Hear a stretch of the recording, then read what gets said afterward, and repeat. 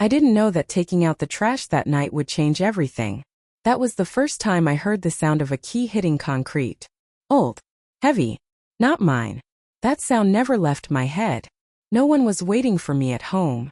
Just a quiet kitchen, the smell of fish on my hands after another long shift, and a trash bin that needed to be emptied. Every day felt the same. I caught myself thinking I was afraid of coming back to silence. That night I tied the bag and stepped outside. The air was damp from a light rain.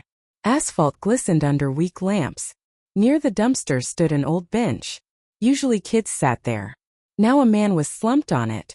His shoulders drooped, his hair stuck together, his clothes torn and wet. I froze. My first instinct, drop the bag and walk away. But when I stepped closer I heard it. Metal hitting the ground.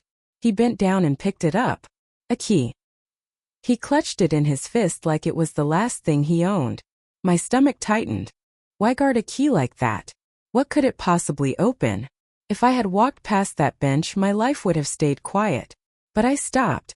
And that single choice tied my fate to a key I didn't own. I tossed the trash, turned away fast, and hurried back inside. I locked my door twice. Then I sat in the dark, listening to nothing but my own breath. I tried to convince myself it was nothing. Just a stranger, just a piece of junk. Still, the sound of that key echoed in my head. The next evening I finished my shift, bought milk, and carried the bag home. My legs ached. A hot bath was the only thought keeping me moving. But when I turned the corner I froze again. He was still there. Same bench.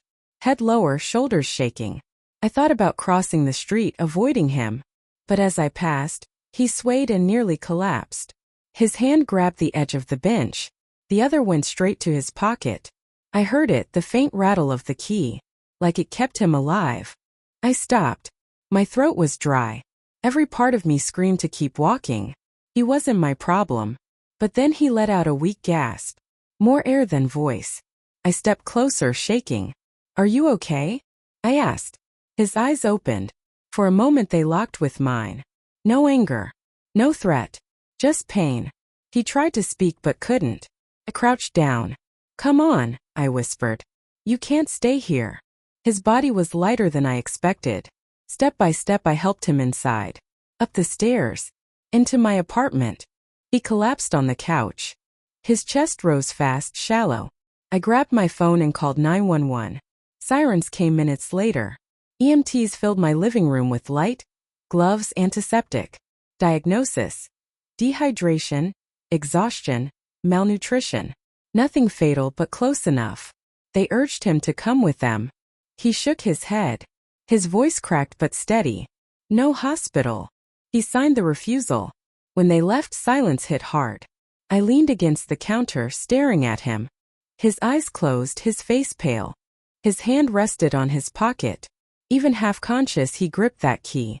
I knew then I had crossed a line. This man wasn't just a stranger anymore. He was inside. And with him came a secret locked behind that piece of metal. One question burned in my head. What does that key open? The key never left his hand, even as he lay half-conscious on my couch. His chest rose fast, his lips cracked, his skin pale. I stood by the counter, arms crossed, watching him fight for breath. The sound of metal rattling in his pocket cut through the silence more than his breathing. I walked to the stove. A pot of chicken soup from yesterday waited there. I warmed it, poured it into a bowl, and set it down in front of him. "Here," I said. "Eat." His eyes flicked to the steam, then to me. He shook his head slowly. "Please," his voice rough. "I can do it myself." He pushed himself up, trembling but determined. His hand reached for the spoon. His fingers shook but didn't let go. Pride. Not weakness. Pride. I let him. He ate slow, careful, every sip a struggle. But strength seeped back into him with each one. When he finished, he set the bowl aside, leaned back, and whispered, "Thank you. And I'm sorry. For being here. For troubling you. I'll rest a little, then I'll go." I expected anger or silence. Instead I heard courtesy, almost dignity. Who was this man? Why speak like that? And why grip that key tighter than his own life? His hand slid toward his pocket again. Even half drifting, he guarded it. What secret could be worth more than food, more than shelter? Would you let a stranger stay in your home? If he clutched a secret in his pocket the whole time? I hesitated. Then I left the room, pulled down an old duffel from the closet. My brother had left clothes here once. Jeans, shirts, even a razor kit. I placed the bag near the couch. Bathroom's down the hall, I said. If you want to clean up. His eyes opened. Embarrassment crossed his face. He looked at his filthy sleeves, then at me. That's generous, he whispered. He rose unsteady, waved off my help. I can manage. I didn't know then that handing him that duffel bag was a step I could never take back. The sound of water filled the apartment. I sat at the table listening. Doubts crept in. What if he was dangerous? What if this was a mistake? From where I sat, the knives on the shelf above the stove caught my eye. Sharp within reach. And suddenly I realized he was closer to them than I was. Minutes later, the door opened. He stepped out in my brother's clothes. Loose on his frame but clean. His hair combed back. His face shaved. He looked younger. Different. Almost dignified. He lowered himself onto the couch again. His voice steadier now. Thank you. For the food. For this. I'll repay you somehow. Repay me? With what? He had nothing. Nothing except that key. When he shifted, I heard it again. Metal against fabric. Cold weight that never left his pocket. That night, as I tried to sleep, I heard the faint rattle of metal from the couch. Not loud. Just enough to remind me the key was still there. And so was he. In the morning, I found him sitting at the table. The blanket folded, the dishes stacked neat. He looked different in daylight. Still thin but straighter. His hands trembled less when he lifted the glass of water I had left for him. Good morning, he said quietly. His voice was steady now. I nodded but said nothing. My eyes went to his pocket. The bulge of the key pressed through the fabric. He noticed. His hand covered it fast like instinct. That detail told me more than his words. Over breakfast he asked me about work. Nobody had asked me that in months. I told him the store was loud, the shifts long. He listened as if every detail mattered. Then he said something I didn't expect. I used to teach, he whispered. My fork stopped. Teach. He nodded. Chemistry. University. I had a wife. Lily. His voice cracked on her name. He paused and the key on his hip answered for him. A metallic cough in a quiet room. He went on slower now. Lectures. Research. A patent that once brought him respect. Students who filled his classroom. I tried to picture him in that role. Clean suit. Chalk in hand. Eyes alive. He didn't look like the man in front of me. But his words painted the picture clear. Then his tone changed. We wanted children, he said. His hands clenched around the glass. 2 miscarriages. Then her diagnosis. He didn't need to finish. His silence told the rest. The sickness. The decline. The funeral. I saw his shoulders collapse under the weight of memory. He pressed his hand against his pocket again. The key rattled softly. Would you forgive a man who'd lost everything? Or would you fear what he still kept? I stopped showing up, he said finally. The lectures, the research, all of it. I walked away from everything. And then, I walked away from myself. His voice cracked. That's how I ended up there. On that bench. The room went quiet again. Only the clock ticked. I didn't push. He leaned back, exhausted from his own story. But even then, his hand returned to that pocket. The outline of the key sharp like a scar. That night I turned off the light and tried to sleep. The apartment went still. Then from the dark, a soft metallic rattle came from the couch, like a small animal moving in the walls. I held my breath. The key was still there. So was he. And I realized I wouldn't sleep again until I knew what it opened. I came home late. The hallway was quiet, but I knew he was still inside. When I opened the door, the couch was empty. For a second my chest tightened. Then I saw him at the table sitting straight, a glass of water in front of him. He looked stronger, cleaner, almost like he belonged here. But his hand was on his pocket. Always the pocket. Always the key. He cleared his throat. Emma, I think it's time I left. The words hit me harder than I expected. Left? I asked. Where would you go? He dropped his gaze. Anywhere. I've taken too much already. You don't owe me this roof, this food. I was never meant to stay. My stomach tightened. I thought I wanted him gone. But the image of this place without him felt empty. He filled a silence I didn't realize was crushing me. You're not a burden, I said. The words sounded weak even to me. He gave a faint smile. Polite. Detached. His fingers tapped the table. A soft metallic click answered, the key under his hand. Would you let someone walk out of your home if you knew they carried a secret like that in their pocket? I stared at the outline pressing through the fabric of his jeans. Sharp, heavy, constant. The room felt smaller. He stood up, slow but steady. I noticed then the knives on the shelf above the stove. They were closer to him than to me. My pulse spiked. He saw my eyes flick, and for a moment his jaw tightened. Then he shook his head. I don't want to cause trouble. I just can't stay. He moved toward the door. Each step echoed. My throat locked. If he left now, that key would leave too. And with it, every answer. I didn't know what scared me more. Him staying in my apartment or him walking out with the secret still locked in his pocket. Wait, I said. My own voice startled me. He froze. His hand slid into the pocket, as if to reassure himself the key was still there. That sound again. Metal scraping against metal. A dry cough in the silence. He turned back. His eyes calm but guarded. Why? He asked. I had no answer ready. Only one truth circling my head. I couldn't let him leave until I knew what that key opened. That night I barely touched my dinner. He stayed on the couch, quiet, staring at the ceiling. I lay in bed, eyes wide open, waiting, hoping he'd say something. Instead, the apartment filled with small sounds. His breath. The tick of the clock. And then it came, the faint rattle of metal from the dark. Not loud. Just enough to remind me he was still here. And the key was too. I realized then it wasn't just the key I feared. It was what I might do to get it. The key was still here. And so was the question that wouldn't let me sleep. Morning came with silence. The couch was empty again, but this time he stood by the window. His back straight, hands behind him. Like he was waiting for something. Or someone. The light cut across his face.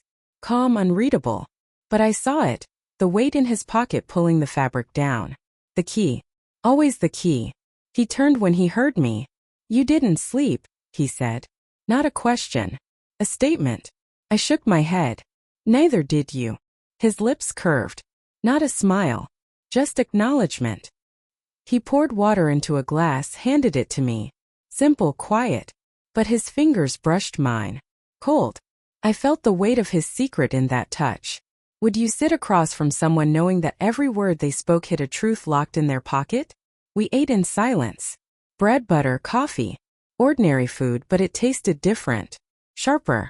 I kept stealing glances at his hand resting on the table. Each time it drifted closer to his pocket. Reflex. Guarding. I wanted to shout, to demand, what does it open? Instead I asked softly, why that key? His eyes narrowed. For a moment I thought he would lie. Then he looked away. It's all I have left. And if I lose it, I lose everything. His voice shook on the last word. I leaned back, heart racing. Everything. What could be behind that lock? A room? A safe? A past he couldn't let go? He didn't explain. He just pressed his palm flat over the pocket, as if sealing the subject. That day I went to work distracted. Customer spoke, I nodded. My hands moved, but my mind stayed with him. With the key. What if he left while I was gone? What if I came back and the couch was empty, the secret gone with him? I checked my phone 3 times on break. No messages, no calls. My stomach twisted until I finally walked home fast, almost running. The apartment door creaked open. He was there, sitting on the couch, waiting. But something was different. The duffel bag I had given him was packed, folded neat, placed by the door. While zipping it, he set the key on the table for a second, just long enough for me to see it glint in the light. Then he slipped it back into his pocket. He looked at me and said, "Tomorrow I'll go." My breath caught. Tomorrow. A deadline. Less than 24 hours until that key walked out forever. I nodded like it was fine, but inside I knew I couldn't let that happen. That night the sound returned. The rattle of metal in the dark. Only this time it didn't scare me.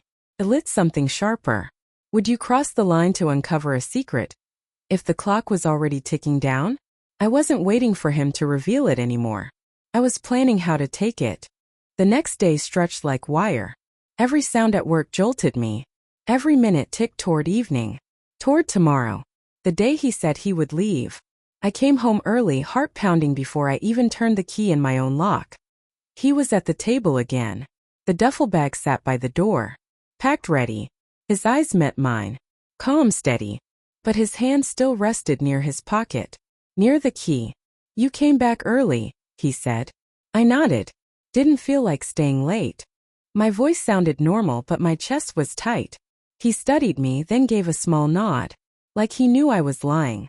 We ate in silence again. Bread, soup, tea. His movements precise, careful. Mine distracted, sharp. I couldn't stop glancing at his pocket. That bulge. That weight. The secret I was no longer afraid of, only desperate to touch. Would you sit across from someone knowing the answer to your life was 10 inches from your hand? He caught me staring. His lips pressed tight. His fingers brushed the fabric, feeling the shape of the key. Emma, he said. Just my name. A warning. Or a plea. I looked away, heat rushing to my face. My spoon clattered against the bowl. Later he moved to the couch, stretched out like it was his. I stayed at the table, frozen. Watching. Waiting. When his breathing slowed, I stood. My heart thumped in my throat. Each step toward him felt like glass under my feet. He shifted. The faint rattle of metal filled the room. He wasn't asleep. Not yet. His hand rested flat over his pocket, guarding even in half rest. I stopped, my chest burning. If I reached now, he would know. If I didn't, the clock would run out. I whispered to myself, tomorrow he's gone. That single word, gone, clawed through me. I sat back down, fists tight. Would you risk everything to know the truth? Or wait for it to walk out your door? Midnight came slow.